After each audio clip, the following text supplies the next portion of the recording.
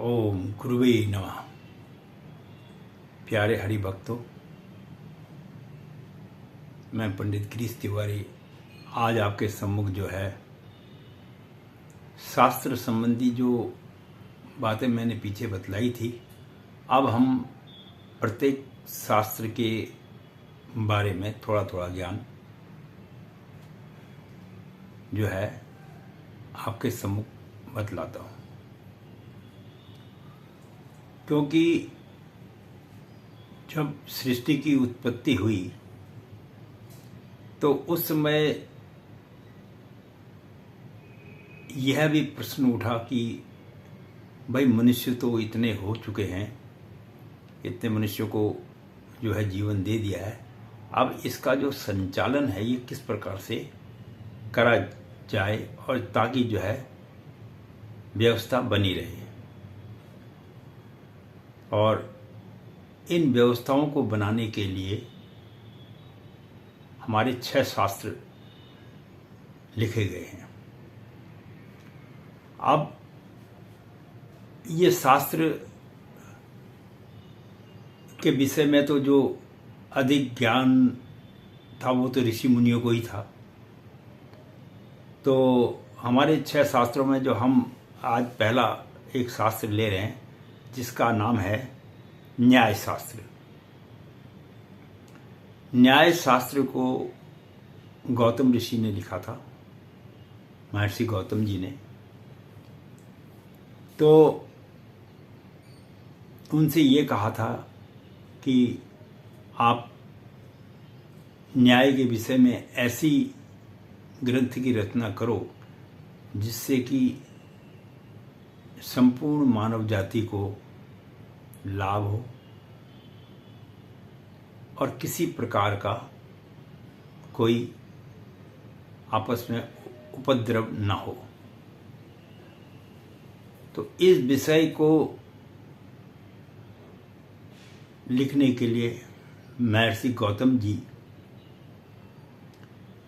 द्वारा न्याय शास्त्र लिखा गया। अब इसमें सबसे पहले जो उन्होंने बतलाया है उसमें लिखा उन्होंने कि कानून की जो सैद्धांतिक अध्ययन है वो किस प्रकार होना चाहिए, समाज को किस प्रकार से व्यवस्थित किया जाए, जो आपस में समाज में किसी प्रकार का क्लेश झगड़ा इत्यादि ना हो। और फिर इसके अंदर में उन्होंने यह भी लिखा कि दंड किस प्रकार दिया जाना चाहिए, दंड की प्रक्रिया क्या होनी चाहिए, अपराधी को ही दंड मिलना चाहिए, किसी निर्दोष को दंड नहीं मिलना चाहिए। ये व्यवस्था भी इसमें लिखी गई है।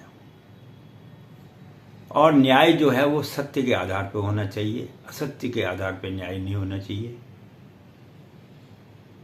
किस प्रकार जो है सत्यता के आधार पर ही न्याय करना चाहिए। और न्याय के अंदर में राजा की भूमिका क्या है और प्रजा की भूमिका क्या है, इन तमाम बातों का जो उल्लेख है वो हमारे न्याय शास्त्र में है। और शासन चलाने के लिए किन किन व्यवस्थाओं की आवश्यकता होती है, जैसे सैनिक वगैरह, इसके विषय में भी थोड़ा सा प्रकाश डाला गया है। थोड़ा क्या, संपूर्ण प्रकाश डाला गया, बाकी उसको अमल में लाना ना लाना ये तो राजा के ऊपर में निर्भर करता है। और राजा इतना न्यायप्रिय होनी चाहिए कि जनता मानस उसकी बातों का समर्थन करे, वह अन्याय संबंधी बातचीत ना करे। तो इस प्रकार की तमाम बातों का वर्णन जो है हमारे न्याय शास्त्र में दिया गया है, लिखा गया है।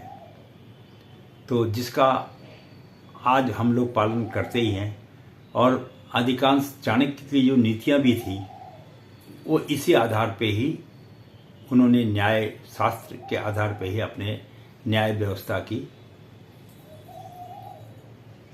जो अपनी पुस्तक लिखी या अपने न्याय के बारे में बतलाया, वो इसी शास्त्र के आधार पे उन्होंने बताया है। तो समझता हूँ कि आपको थोड़ा आज एक शास्त्र के विषय में पता तो लगा। हमारा एक न्याय शास्त्र भी है। तो मैं पंडित गिरीश तिवारी अपनी वाणी को यहीं पे विश्राम देता हूँ, और इसके बाद हम दूसरे शास्त्र के बारे में भी थोड़ा अध्ययन करेंगे। तो उसकी अगली वीडियो होगी, वो बनाई जाएगी और आपके सम्मुख रखी जाएगी। इसी के साथ मैं अपनी वाणी को विश्राम देता हूँ। आशा करता हूँ कि आप लोगों को अच्छी लगेगी। इसके साथ ही धन्यवाद, बहुत बहुत धन्यवाद।